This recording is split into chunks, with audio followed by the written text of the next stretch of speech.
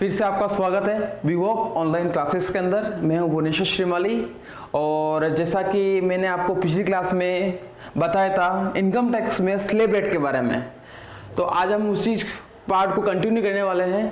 आज हम पढ़ेंगे उसके आगे का टॉपिक मैं आज को बताने वाला हूँ। कल तक जो पढ़ा था मैंने आपको बताया था यदि किसी व्यक्ति की उम्र 60 वर्ष से कम होती है तो उस पर कौन सी स्लैब रेट लागू होती है। तो आज मैं आपको बताने वाला हूं आज की क्लास के अंदर, यदि किसी व्यक्ति की उम्र 60 वर्ष से ज़्यादा है लेकिन 80 वर्ष से कम है तो उस केस में उस पर कौन सी स्लैब रेट लागू होगी। तो करें स्टार्ट। आज की क्लास की बात करता हूं मैं। तो सबसे पहले स्टार्ट करते हैं।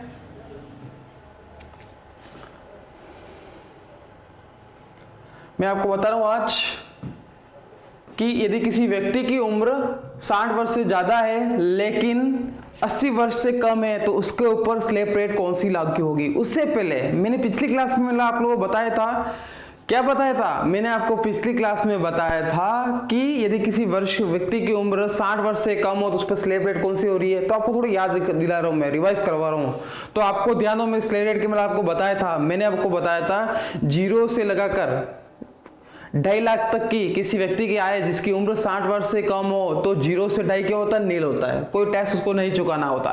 उसके बाद मैंने आप लोगों को बताया था 2.5 लाख से 5 लाख के बीच में यदि कोई व्यक्ति आय अर्न करता है, इनकम अर्न करता है तो उसको 5% की दर से क्या चुकाना पड़ेगा, टैक्स चुकाना पड़ेगा। उसके बाद मैंने आप लोगों को बताया था यदि किसी व्यक्ति की आय 5 लाख से ज्यादा है लेकिन 7.5 लाख रुपए तक यानी 7,50,000 रुपए तक है तो उसको 10% की दर से क्या चुकाना पड़ेगा, टैक्स चुकाना पड़ेगा। उसके बाद मैंने आपको बताया था यदि किसी व्यक्ति की आय 7.5 लाख रुपए से ज्यादा है लेकिन 10 लाख रुपए तक है तो उस केस में 15%। याद आ रहा कुछ। फिर मैं आपको बताया था 10 लाख से 12.5 बताया नहीं बताता। तो वो सभी क्या थी, वो थी यदि किसी व्यक्ति की उम्र क्या है 60 वर्ष से कम है तो उस केस में हम क्या करते हैं, उस चीज को फॉलो करते हैं। तो आज हम क्या करने वाले हैं, आज यदि किसी व्यक्ति की उम्र क्या है 60 वर्ष से ज्यादा है और 80 वर्ष से कम है तो उस केस में क्या होगा। तो आपको स्क्रीन पे दिख रहा होगा, मैंने एक छोटा सा चार्ट बना रखा है जिसमें बता रखा है कैसे क्या होगा। आप लोग इस चीज को नोट कर रहे होगे। मैं पिछली क्लास में मैंने आपको बताया था 2 स्कीम चल रही है। एक कौन सी चल रही है, एग्जिटिंग स्कीम जो भी वर्तमान में प्रचलित है अपन बोल सकते हैं, और दूसरा क्या हो सकता है, न्यू रेट जो कि कर निर्धारण वर्ष की बात करते हैं या फिर जो बजट पेश हुआ था 2020 की बात कर रहा हूं मैं, जो बजट पेश हुआ था उस केस में उन्होंने नई टैक्स रेट को लागू किया गया था। एग्जिटिंग स्कीम में क्या बेनिफिट थे और अभी नेट जो न्यू स्कीम चल रही है उसमें क्या बेनिफिट्स हो सकते हैं या दोनों में अंतर क्या है वो भी मैं आज की क्लास में आप लोगों को बताने वाला हूँ। एक एग्जाम्पल के थ्रू आपको क्लियर समझ में आ जाएगा कि क्या अंतर आया नया जो बजट हुआ था। नया बजट का मतलब अभी वाली बात नहीं कर रहा हूँ, मैं पिछले साल की बात कर रहा हूँ। तो वो आ गया न्यू स्कीम आ गया और जो पुरानी स्कीम चलती रही थी वो कहलाती एग्जिटिंग स्कीम कहलाती। तो सबसे पहले हम देख लेते हैं कि नए स्लैब रेट की बात करते हैं। जो यदि इसकी व्यक्ति की उम्र 60 वर्ष से ज्यादा है और 80 वर्ष से कम है तो क्या फर्क होता है। देखिए आप, सबसे पहले बात करता हूं यदि कोई व्यक्ति, आप लोग इस चीज को भी देखते रहे, नोट करते रहे, मैंने इसको हाईलाइट कर रखा है। वैसे तो 60 वर्ष से ज्यादा है लेकिन 80 वर्ष से कम है। यदि कोई व्यक्ति 2.5 लाख रुपए तक कोई आय अर्जित करता है तो दोनों स्कीम की मैं बात करता हूं, भले वो एग्जिटिंग स्कीम हो भले वो न्यू स्कीम हो, दोनों के अंदर आपको कोई टैक्स नहीं चुकाना पड़ता। मैंने मतलब कि 2.5 लाख रुपए तक की आय आप लोग को पूरी की पूरी क्या हो जाएगी, कर मुक्त हो जाएगी। नेक्स्ट वन होता है यदि किसी व्यक्ति ने 2.5 लाख रुपए से ज्यादा लेकिन 3 लाख रुपए तक कोई आय अर्जित की है तो उस दशा में मैं पुराने स्कीम की बात करता हूं तो कोई टैक्स आपको नहीं चुकाना पड़ता था, यानी 0 से लगाकर 3 लाख रुपए तक पुराने स्कीम के अंदर माफ था पैसा। कब से, 0 से लगाकर 3 लाख रुपए तक। लेकिन मैं नई स्कीम की बात करता हूं, नई स्कीम में क्या बोला, वो बोला कि नहीं आपको 5% टैक्स चुकाना पड़ रहा है।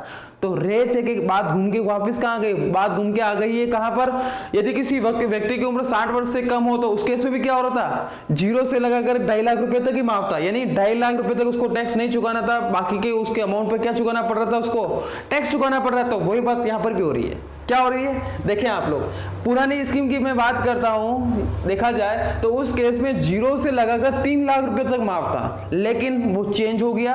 और चेंज होने के बाद क्या हुआ, चेंज होने के बाद बोल रहा है कि आपको 2.5 से 3 लाख रुपए तक भी आपको क्या चुकाना पड़ेगा, यानी जो 50,000 का था वो अपन को ज्यादा बेनिफिट मिल रहा था वो वापस कम हो गया है।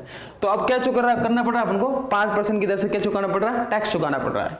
नेक्स्ट वन की बात करते हैं, 3 से लगाकर 5 लाख रुपए तक, 3 से लगाकर 5 लाख रुपए तक यदि कोई व्यक्ति आय अर्जित करता है जिसकी उम्र 60 वर्ष से ज्यादा है, 80 वर्ष से कम है, तो उस केस में दोनों दशाओं में आपको जो टैक्स रेट थी वो कितनी थी, मात्र 5% थी। पहले भी 5% थी और अभी वाली टैक्स रेट की न्यू स्कीम की बात करता हूं तो उस केस में कितने प्रतिशत है, 5% है। फिर बात आती है 5 लाख से 7.5 लाख रुपए तक। पहले जो टैक्स की बात करता हूं वो जो कौन सी श्रेणी में आ रहा था, पहले जो टैक्स की श्रेणी में आ रहा था वो 20% की श्रेणी में आ रहा था। कितनी प्रतिशत की श्रेणी में, 20% श्रेणी में। तो सरकार ने क्या उसको टैक्स रेट को कम करके कितने प्रतिशत पे आ गया, 10% पे आ गया। आई बात में है बेनिफिट नहीं बेनिफिट, पहले 20% की दर से हो रहा था और अभी कितना हो रहा है, 10% की दर से ही हो रहा है।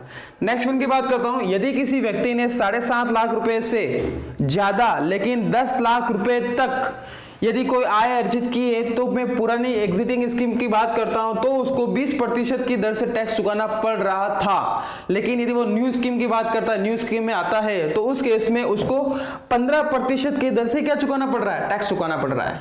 कंप्लीट यहां तक। नेक्स्ट वन की बात करता हूं मैं, यदि किसी व्यक्ति ने 10 लाख रुपए से ज्यादा लेकिन 12,50,000 रुपए से कम या तक यदि उसने कोई आय अर्जित की है, तो मैं पुरानी ये एग्जीक्यूटिव स्कीम की बात करता हूं, तो उस केस में उसको 30% की दर से क्या चुकाना पड़ेगा, टैक्स चुकाना पड़ेगा।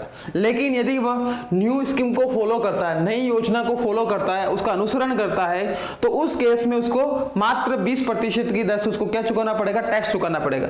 तो आप लोग देख सकते हो इसमें भी फर्क कितना हो रहा है, 30 और 20 यानी 10% का फर्क ऑलरेडी हमको नजर आ रहा है सामने की तरफ। फिर मैं बात करता हूं, यदि किसी व्यक्ति ने 12,50,000 रुपए से ज्यादा लेकिन 15 लाख रुपए तक कोई आय अर्जित की है, तो उस केस में पुरानी स्कीम की बात करता हूं तो उसको 30% की दर से टैक्स चुकाना पड़ रहा था या पड़ता है। और मैं वर्तमान स्कीम की बात करता हूं या न्यू स्कीम की बात करता हूं तो उसको 25% की दर से क्या चुकाना पड़ रहा है, टैक्स चुकाना पड़ रहा है। लास्ट और फाइनल की बात करता हूं, यदि कोई व्यक्ति है जिसकी उम्र 60 वर्ष से ज्यादा है लेकिन 80 वर्ष से कम है, तो उस केस में और उसने 15 लाख रुपए से पैसा ज्यादा कमाया है, तो उस दशा में दोनों स्कीम की बात करता हूं दोनों इक्वल है, यानी 30% की वजह से यहाँ पर भी उसको टैक्स चुकाना पड़ता है, या फिर उसने नई स्कीम को लिया है तो उसको भी 30% की दर से क्या चुकाना पड़ेगा, टैक्स चुकाना पड़ेगा। तो आप लोग देख सकते हो दो स्कीम सामने चल रही है, एक होती है एग्जीक्यूटिव स्कीम जो चलती आ रही है, ठीक है, एक होती है न्यू स्कीम। न्यू स्कीम में बेनिफिट्स क्या है और नुकसान क्या है, तो वो दोनों में आप लोगों को सामने क्लियर नजर आ रहा होगा। मैं आपको छोटा सा वापस बता भी दूंगा कि क्या बेनिफिट है और क्या नुकसान है, एक एग्जांपल के थ्रू आपको दोनों चीज आप लोगों को समझ में आ जाएगी। लेकिन उससे पहले हमें क्या करना, उससे पहले हमें एक ही चीज करनी है, हमें करना है कि अब इस चीज को रेट को याद रखना है। आप लोगों को मैंने पिछली क्लास में 60 वर्ष से कम बताया था, उसमें और इसमें इतना ज्यादा फर्क नहीं है। आप लोग यदि अपनी कॉपी के अंदर यदि नोट किया हो आप लोगों ने या आपको याद हो, तो आप देखोगे उस स्कीम के अंदर इस स्कीम के अंदर फायदा ज्यादा अंतर नहीं है, ज्यादा डिफरेंस भी नहीं आ रहा है। क्यों नहीं आ रहा है, क्योंकि नॉर्मली क्या हुआ, इनकम टैक्स डिपार्टमेंट ने क्या कर दिया है, सभी की स्लैब रेट लमसम सेम कर दी है। क्या कर दी है, लमसम सेम कर दी है। जो तीनों कैटेगरी होती है, कैटेगरी कौन कौन सी, 60 वर्ष से कम, 60 वर्ष से ज्यादा लेकिन 80 वर्ष से कम और 80 वर्ष से ज्यादा, तीन कैटेगरी थी, तीनों में लमसम क्या कर दी इन्होंने, उसको समान कर दिया स्लैब रेट को।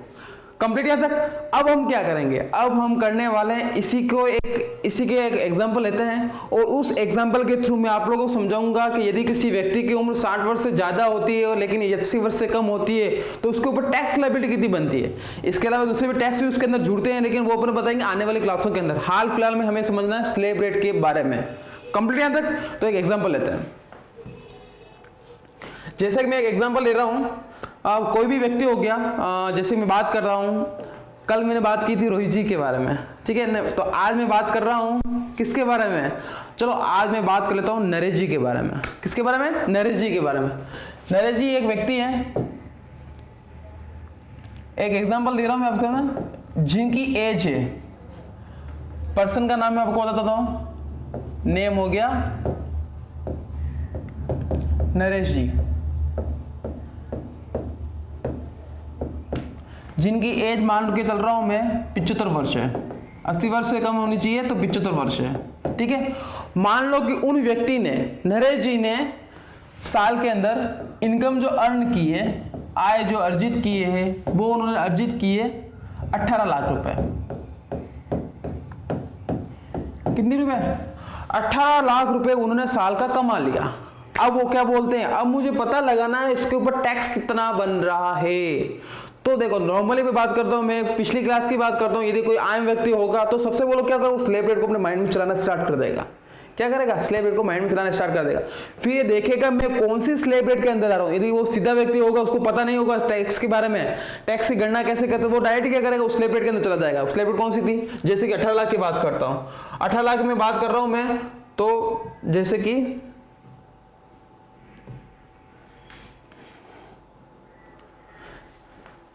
कि मैं बात करता हूं 18 लाख की, डायरेक्ट में बात करते हैं।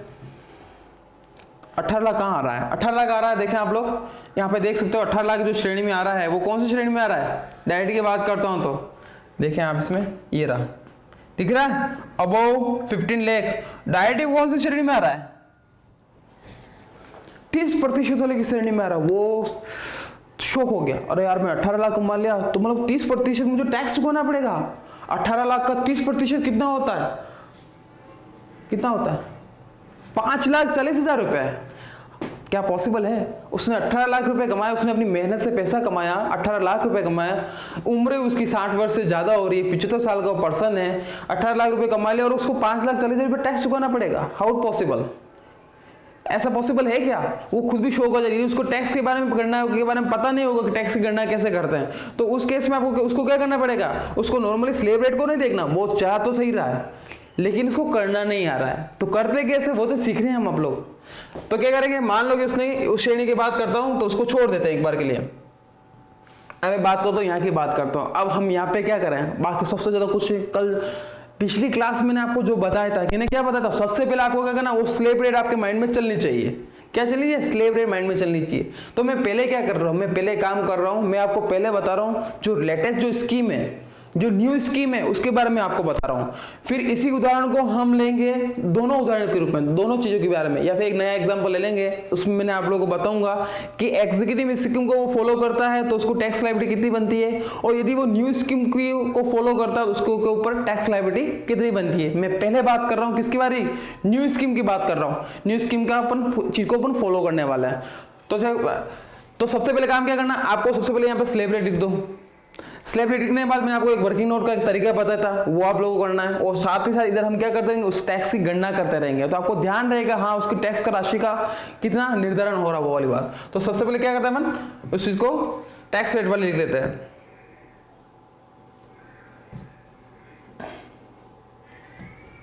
टैक्स रेट कौन सी लिखनी है? टैक्स रेट आपको लिखनी है ये वाली, आपको चीज को फॉलो करना है। कौन सी?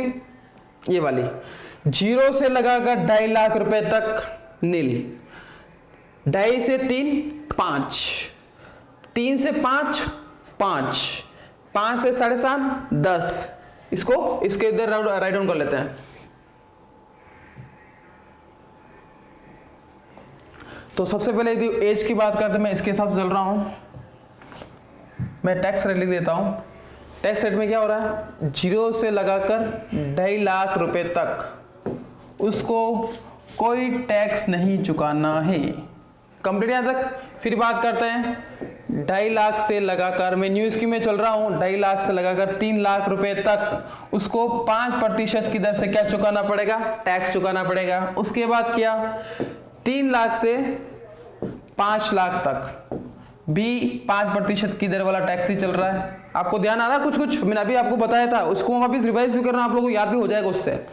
फिर उसके बाद मैंने बताया था 5 लाख से ज्यादा लेकिन 7.5 लाख तक उसको 10% की दर से क्या चुकाना पड़ेगा, टैक्स चुकाना पड़ेगा। उसके बाद 7.5 से लगाकर 10 लाख तक टैक्स की जो लायबिलिटी बन रही है वो कितनी बन रही है, 15% बन रही है। फिर 10 लाख से ज्यादा लेकिन 12.5 लाख तक उसका 20% की दर से क्या बन रही है, टैक्स लायबिलिटी बन रही है।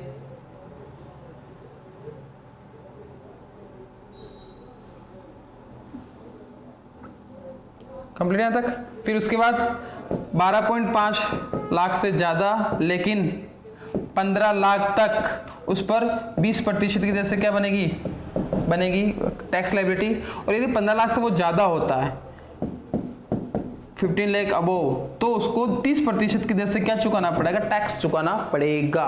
मैंने इस चीज को क्यों लिखा, मैं बार बार उस चीज को इसलिए लिख रहा हूँ, इससे क्या होगा, आपको भी क्या होगा, स्लैब रेट याद हो जाएगी। हाँ, स्लैब रेट क्या है, बार बार स्लैब रेट हम क्या करेंगे, उसको लिखते रहेंगे तो क्या हो, याद हो जाएगा हमने को।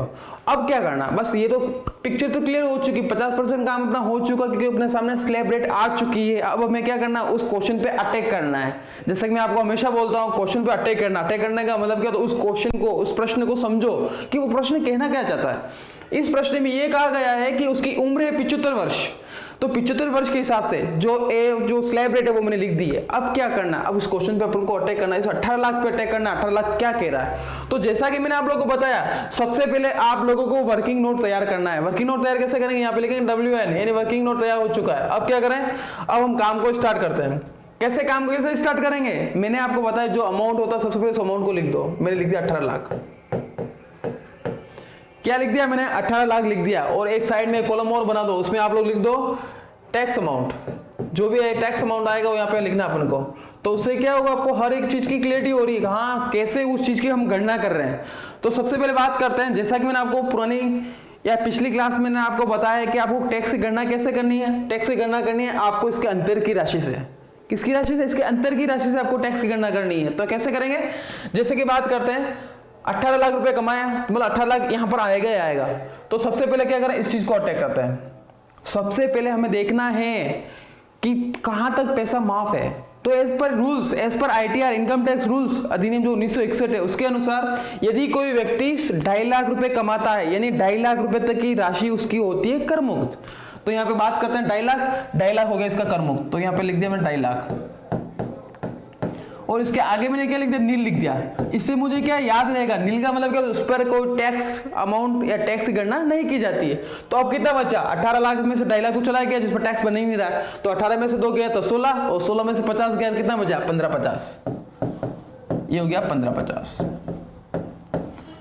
ओके, और इसके जस्ट सामने लिख दो 0, कोई टैक्स की राशि नहीं बन रही। इस वजह से बढ़ते हैं आगे की तरफ। आगे की तरफ ये बोल रहा है कि नेक्स्ट जो अमाउंट होता है 2.5 लाख से लगाकर 3 लाख, यानी आपको वापस के बीच का अंतर निकालना है। इन दोनों के बीच का अंतर कितना हो रहा है, इन दोनों के बीच का अंतर हो रहा है, यहां मैं बोलता हूं इन दोनों के बीच का अंतर 2.5 लाख था, इन दोनों के बीच का अंतर हो गया 50 के का मतलब 1000 होता है, ठीक है ना। इन दोनों के बीच में 3 लाख में से 2.5 लाख गया तो कितना बचा, 50,000 बचा। ये बोल रहा है 50,000 की राशि पर कितनी प्रतिशत की दर से टैक्स चुकाना है, 5% के से। यानी नेक्स्ट जो अंतर आ रहा है उस अंतर को यहाँ पे हमें को लिखना है।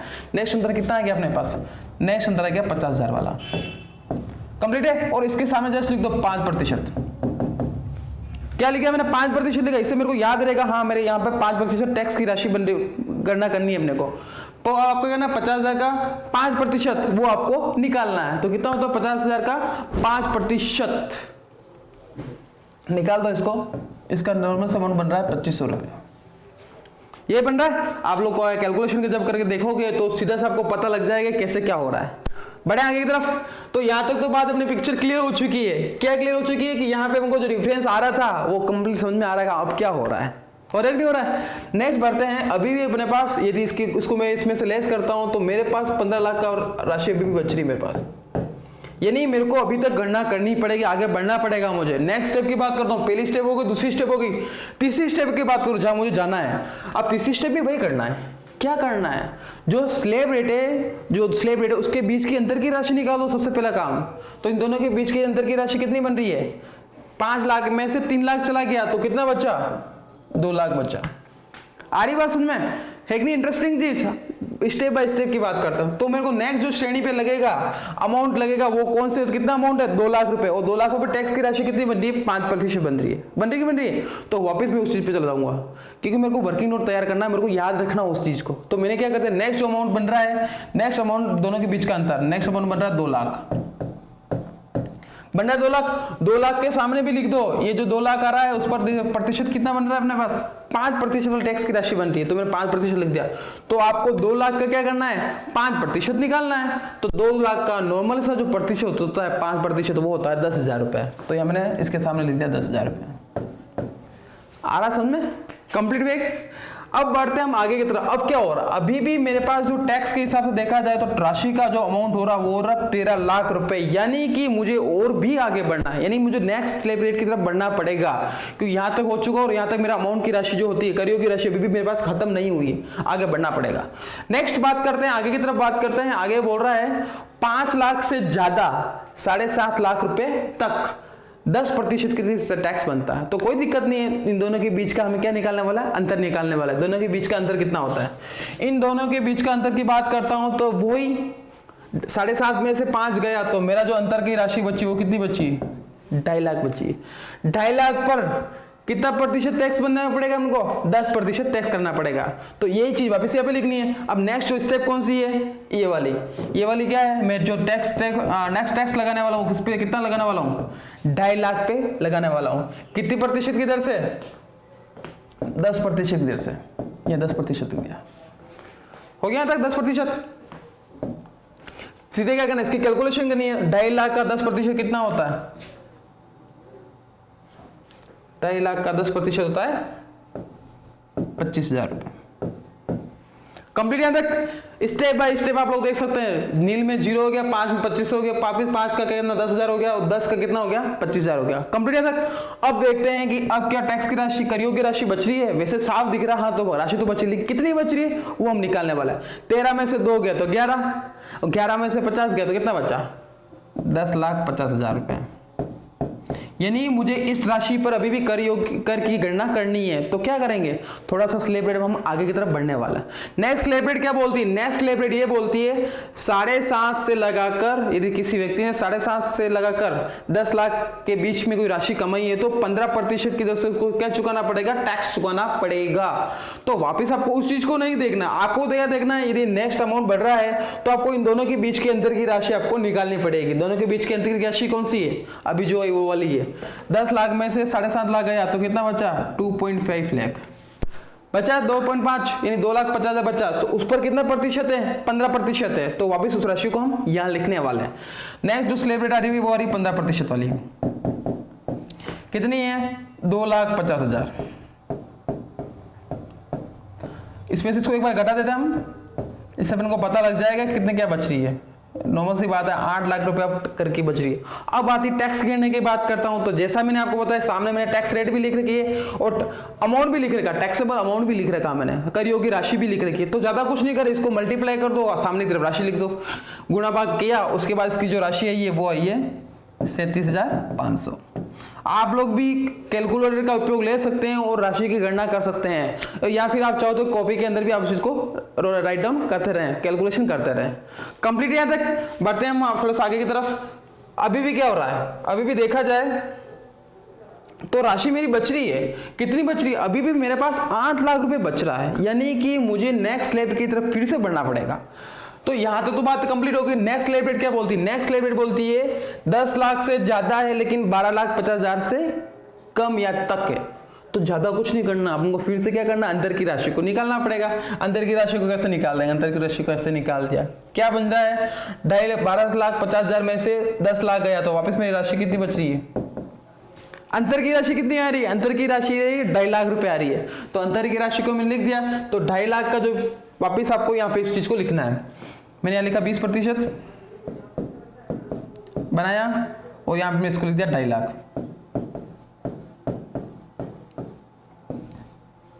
एक बार मैं लेस कर देता हूं, उससे क्या होगा, मेरी राशि आ जाएगी, बाकी के कर की गणना हम आगे कर लेंगे। यहां बात करते हैं, 8 में से 2 गए तो 6, और 6 में से 50 गया, 6 में से 50 गया, कितना बचा, 5,50,000। कंप्लीट है तक। बाकी आगे की गणना कर देंगे। 2.5 लाख का 20% आपको निकालना पड़ेगा, तो जो राशि आ रही है वो कितनी आ रही है, 50,000 है। कंप्लीट। यहां तक बढ़ते हैं हम आगे की तरफ। आगे क्या होगा, आगे बस उसी चीज को कैलकुलेट करना है आपको कि आगे क्या हो सकता है। अब मैं बात करता हूं, अभी भी मेरे पास 5,50,000 रुपये बचे हुए हैं जो करी होगी राशि है जिस पर मैंने अभी तक कर नहीं लगाया, टैक्स नहीं लगाया। तो अब हम क्या करेंगे? कोई बात नहीं, यहां तक बात होगा, हम आगे और बढ़ते हैं। राशि को नील करना, जीरो करना है, सो बात की एक बात। अब बात करते हैं, यहां तक कंप्लीट हो गया। नेक्स्ट हम आगे की तरफ बढ़ते हैं, तो बस यहां देखते हैं। वापिस आपको क्या करना पड़ेगा? अंतर की राशि को निकालना है। वही वाली बात है, 15 लाख में से 12.5 लाख रुपया गया तो कितना बचा? 2.5 लाख बचा। और 2.5 लाख पे जो राशि की बन रही है, टैक्स की जो गणना करेंगे वो कितने प्रतिशत की दर से करनी पड़ेगी? हमें 25% दर से करनी है। तो वापिस वही वाली बात, यहाँ 2.5 लाख लिखा है, ये हो गया 2.5 लाख। इसको इसमें से मैंने घटा दिया है, और उसके बाद जो राशि बच रही है उसको अपन को लिखना है। 3 लाख लास्ट की राशि बच रही है, और इस पर जो टैक्स बन रहा है वो बन रहा है 25% की दर से। कितना बन रहा है? 25% की दर से उस पर हमको टैक्स चुकाना पड़ रहा है। आ रही बात में तक? तो इसका होगा ना 2.5 लाख का आपको 25% निकालना पड़ेगा, जो हमें बन रहा है 62,500। कितना बन रहा है हमें? 62,500। आप गणना करें और उस चीज को कैलकुलेट करें। कंप्लीट। यहां तक बढ़ते हैं आगे की तरफ। फिर भी अभी क्या हो रहा है? अभी भी मेरे पास राशि बच रही है। कितनी राशि बच रही है? अभी भी मेरे पास जो राशि बच रही है वो कितनी बच रही है? 3 लाख रुपए बच रही है। अब नेक्स्ट स्लाइड में आते हैं। नेक्स्ट स्लाइड बोलते हैं, अब कितना भी पैसा हो, कितना भी पैसा हो, अब आपको क्या करना पड़ेगा? अब आपको 30% की दर से क्या चुकाना पड़ेगा? टैक्स तो चुकाना ही पड़ेगा। तो राशि लास्ट जो राशि बच रही है वो कितनी बच रही है? 3 लाख बच रही है। तो उस 3 लाख पे कितना प्रतिशत टैक्स लग जाएगा? 30% टैक्स लग जाएगा। तो यहाँ पे मैं लिख देता हूँ लास्ट और फाइनल 30%। यहाँ लिखा मैंने 3 लाख, ये हो 3 लाख, और यहाँ पे होगा नील। तो 3 लाख का जो 30% होता है वो होता है 90,000 रुपए। कितना होता है? 90,000 होता है। तो कंप्लीटेड स्टूडेंट, आपको समझ में आ गया होगा कि मैंने इस चीज की गणना करी है। तो इसमें इजी वे में हमें क्या समझ में आ रहा है कि उसके को कैलकुलेशन कैसे करना है। उसे पता लग जाएगा कि हाँ ये इस बिहार पे हम ये काम किया, और उसके बिहार पे जो टैक्स की राशि है वो मैंने इस तरफ लिख दी है। कंप्लीट है यहाँ तक। अब वापस मैं एक बार आपको बता देता हूँ कि कैसे उस चीज को करना है। यदि किसी व्यक्ति होता है वो पैसा कमाता है, तो उस केस में हमें क्या करना है? ज्यादा कुछ नहीं करना है, हमें ध्यान रखना है उसकी एज को ध्यान रखना है और उसकी इनकम को ध्यान रखना है। उसके बाद क्या करना है? इनकम को देखो तो सबसे पहले इनकम लोगों को लिख दो कि इनकम उसने अर्जित कितनी की, आय उसने अर्जित कितनी की जो करीब हो सकती है। तो मैंने सबसे पहले आय को लिख दिया, लिखा आय को। उसके बाद क्या करना? उसके बाद हमें करना है उसको टैक्स की जो स्लैब रेट होती है उसको ध्यान में रखना है। तो उसके लिए मैंने क्या किया? सबसे पहले मैंने क्या कर दिया? मैंने कॉपी किताब को पीछे पलटा नहीं है, क्योंकि पलटूंगा तो उसमें टाइम वेस्ट होगा। तो मैंने क्या किया? उसकी टैक्स के स्लैब रेट को लिख दिया। जिस उम्र से वो संबंधित है, वो कैटेगरी से संबंधित है, उसकी मैंने स्लैब रेट को यहाँ पे लिख दिया, आप लोग देख सकते हो। उसके बाद मैंने इस वर्किंग नोट को स्टार्ट कर दिया। अब बात करते हैं इसकी कैलकुलेशन की, बात करते हैं टोटल कितना आएगा। तो आप लोग देख सकते हो इसकी कैलकुलेशन की बात करता हूं, तो आपको माइंड में चला सकते हो। आप लोग चाहो तो माइंड में उसको चलाओ, या फिर आप लोग इसको नॉर्मल सी जो जोड़ भाग की गुणा भाग होती है उसके साथ हम चल सकते हैं। जैसे मैं कैलकुलेशन कर लेता हूं एक बार के लिए। इसकी होती है 75, यहाँ 75 की बात करते हैं। 75 के बाद हम बात करते हैं 90 और 50, 140। तो आपको क्या करना है? ऐसा नहीं कि कैलकुलेटर का उपयोग भी लो, आप लोगों को क्या करना है? अपने कॉपी के अंदर इस चीज को नोट डाउन करते रहना, राइट डाउन करते रहना, लिखते रहना है। गणना भी जो करनी है आपको कॉपी के अंदर कर, कंप्यूटर या कैलकुलेटर का उपयोग कम से कम ले, और मोबाइल का उपयोग आपको तो लेना ही नहीं है। आ गई बस में। तो यह बात करता हूँ आपको भी, जैसे मैं कर रहा हूं, मैं आपको बता रहा हूं कैसे कैलकुलेशन करनी है। उससे आपसे क्या होगा? इजी किससे काम हो जाएगा। मैं भी क्या कर रहा हूं? यहाँ से करूं। मैं चाहूँ तो मैं भी क्या कर सकता हूँ? कैलकुलेटर का उपयोग ले सकता हूं, लेकिन मैं ले नहीं रहा हूं, क्योंकि हम भविष्य के अकाउंटेंट है। आपको हर चीज की गणना चलानी पड़ेगी, या तो माइंड में चलाना पड़ेगा। जो गणना माइंड में हो सकती है, कैलकुलेशन कर सकते हैं तो वो कर ली, बाकी नहीं हो पा रही तो हम उस चीज का उपयोग ले लें। कंप्लीट अंदर। तो यहाँ पर होने के बाद इसको देखा, तो बात करते हैं यदि वह व्यक्ति 18 लाख रुपए कमाता है और उसकी उम्र क्या है? 60 वर्ष से ज्यादा है लेकिन 80 वर्ष से कम है, तो उस केस में क्या होगा? उस केस में उसको टैक्स चुकाना पड़ेगा। कितना? 2,77,500। कितना? 2,77,500। ये बात करता है यदि मैंने इस चीज को फॉलो किया तो। आगे बात में, लेकिन यदि मैं बात करता हूँ कौन सी वाले, मैं एक आम नागरिक की बात करता हूँ, आम इंसान की बात करता हूँ, जैसे मैंने आपको बताया था जो नरेश जी हैं उन्होंने क्या सोचा है, कह रहा है मेरे को पता है, कोई को होता है ना किसको पता नहीं होता, लेकिन वो मान के चलता है मुझे सब पता है, क्योंकि उसने थोड़ा बहुत तो पढ़ा होगा, न्यूज़पेपर में पढ़ा होगा कि फलाना इनकम होती है तो फलाना टैक्स लग जाएगा, उतनी जैसे टैक्स लग जाएगा। तो नॉर्मली क्या होता है, उसने बोला कि 18 लाख रुपए मैंने कमाए हैं तो 18 लाख कौन से स्लैब में आ रहा है, सीधी सी बात है 18 लाख लास्ट वाली स्लैब के अंदर आ रहा है, नॉर्मल सी बात है, 18 लाख का मतलब यही होता है। तो ये वो इस हिसाब से कैलकुलेशन करता है, या फिर वो क्या करता है 18 लाख में से 2.5 लाख घटा दिए तो बच्चा कितना उसका 15,50,000, और 15,50,000 का उसने 30% भी निकाल दिया एक बार के लिए, तो वो क्या होगा, उसको टैक्स बहुत ज्यादा चुका देगा, वो उसका मूर्खतापूर्ण काम। यदि मैं बात करूं उसको पता ही नहीं, उसने क्या कहा डायरेक्ट स्लैब रेट को यहाँ डाल दिया, 18 लाख का 30% निकाल के खुश हो गया, अरे भाई मेरे तो टैक्स बन रहा है 5,40,000, कितना बन रहा है 5,40,000 बन रहा है। कैसे बन रहा है, 18 कम 18, 18 36, 18 54, ये हो रहा है। यदि वो 18 लाख कमाता और 5,40,000 का टैक्स बना, दिमाग खराब हो गया इसका, अरे भाई मैंने कमाया, मेहनत से कमाया और 5.5 लाख के आसपास का मेरे को टैक्स चुकाना पड़ रहा है, ऐसा कैसे संभव है। तो नॉर्मली वो चीज होती नहीं है। फिक्स क्या चीज है, आपको स्लैब रेट के हिसाब चलना है, यदि वो स्लैब रेट के हिसाब से चलता है या फिर हम उसको बताते हैं, तो वास्तविक रूप से जो टैक्स की जो राशि बन रही है एक प्रकार से वो राशि मात्र बन रही 2,77,500। यदि अपन उस हिसाब से चले तो राशि कितनी बन रही है 5,40,000 बन रही है। आगे बात में है ना, कैलकुलेशन की बात करते हैं तो आपको हमेशा क्या करना है, आपको उस चीज को देखना है कि वो स्लैब रेट कौन से स्लैब रेट के अंदर आ रहा है।